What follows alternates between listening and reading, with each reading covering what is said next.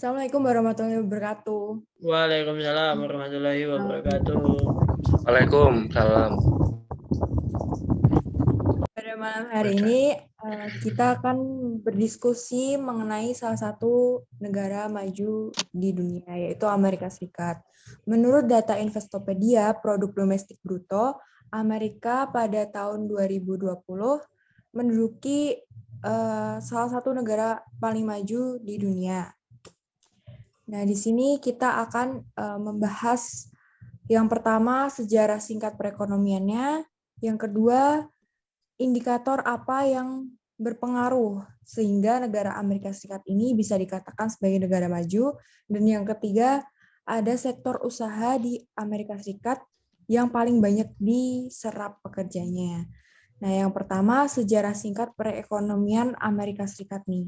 Gimana Mas Galih dan Mbak Frasya? Oke, terima kasih. Sejarah singkat.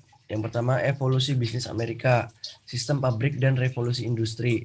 Hadirnya revolusi industri di pertengahan abad ke-18 membuat evolusi manufaktur mengalami perubahan yang signifikan. Dengan hal ini memungkinkan perusahaan mendapatkan hal bahan baku yang lebih murah dan mendorong spesialisasi tenaga kerja. Yang kedua, laissez-faire dan era kewirausahaan. Pada abad ke-19, Amerika mengalami kemajuan sistem perbankan dan semakin bertumbuhnya para pengusaha. Oleh karena itu, Amerika Serikat menerapkan falsafah laissez-faire atau biarkan mengalir. Terus aku juga mau nambahin nih era bisnis di Amerika. Jadi yang pertama itu era produksi, itu tahun 1913 itu ditemukan oleh Henry Ford. Pada saat itu, Amerika Serikat berfokus pada produktivitas dan efisiensi pabrik. Dan yang era kedua itu era pemasaran, yaitu tahun 1950 sampai 1960.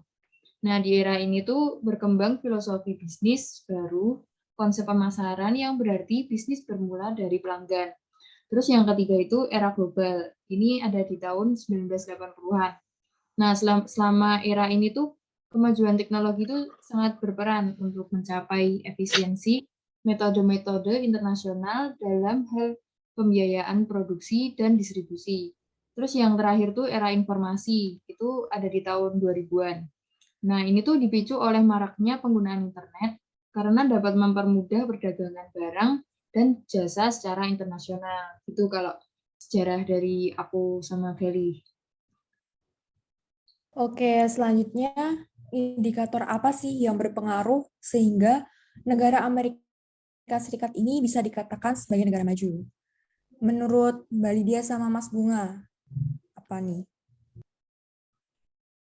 Iya, ada beberapa indikator Amerika Serikat dikatakan sebagai negara maju. Yang pertama itu perkembangan sektor industri yang meningkat pesat.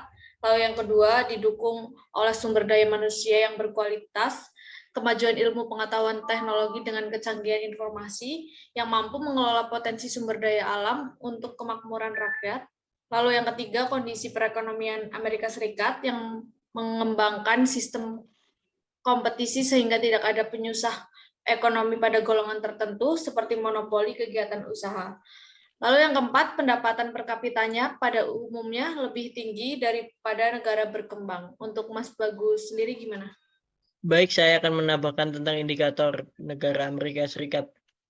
Adapun rakyat negara maju umumnya tidak mengalami kesulitan dalam memenuhi kebutuhan dasar, terutama seperti pendidikan, kesehatan, dan perumahan.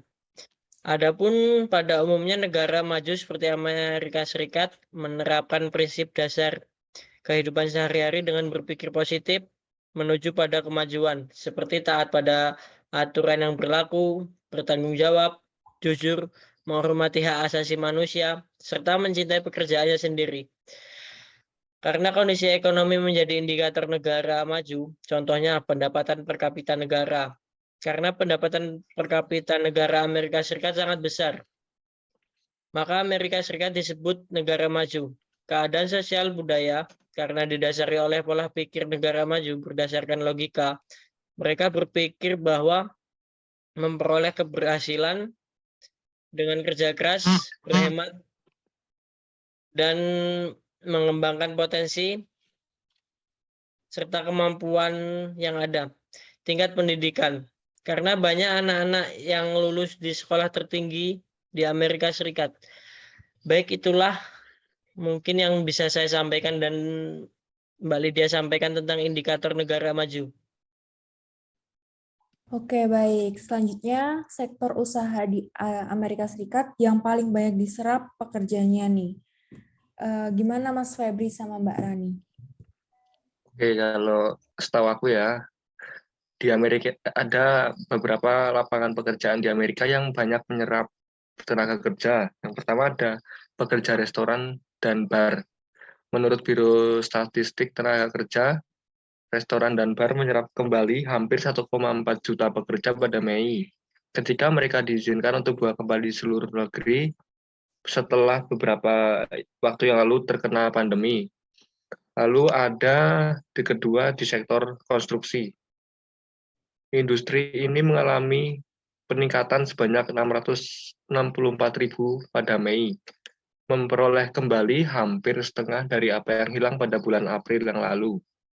Lalu ada pekerja retail. Sektor ini menyerap kembali 367.800 dengan penyumbang terbesar berasal dari gerai pakaian. Kebanyakan dari mereka adalah pekerja sementara untuk membantu meringankan sebagian beban yang dihadapi pekerja toko saat ini dan memberi mereka yang kehilangan pekerjaan lebih banyak peluang. Lalu ada pekerja pabrik. Pabrik juga telah kembali memulai produksinya. Industri manufaktur tercatat menyerap kembali 225.000 pekerjaan. Lalu ada apa, Kiran? Yang selanjutnya ada dokter gigi. Ketika rumah sakit dan layanan medis penting lainnya tetap dibuka, dokter gigi harus menutup klinik mereka dan hanya menerima pasien yang membutuhkan perawatan mendesak. Rekrutan perawatan kesehatan melonjak secara signifikan pada Mei, didorong oleh pembukaan kembali klinik gigi yang menyerap 244.000 pekerjaan. Yang selanjutnya ada layanan delivery dan laundry. Layanan delivery dan Binatu menyerap 182.300 pekerjaan, termasuk pekerjaan pengiriman makanan yang diklasifikasikan sebagai karyawan tetapi tidak termasuk kontraktor, seperti Postmates dan Uber Eats atau beberapa pengemudi Amazon. Laundry pakaian dianggap sebagai bisnis penting dan beberapa yang ditutup karena pandemi COVID-19 kini telah dibuka kembali. Yang selanjutnya ada layanan kebersihan. Ketika bisnis diwajibkan untuk meningkatkan sanitasi fasilitas mereka demi mencegah penyebaran virus, layanan kebersihan lebih penting dari sebelumnya. Layanan kebersihan untuk bangunan dan tempat tinggal menyerap sebanyak 68.400 pekerjaan menurut catatan Biro Statistik Tenaga Kerja. Begitu, Rista. Oke. Jadi dapat disimpulkan kenapa negara Amerika Serikat ini termasuk negara maju.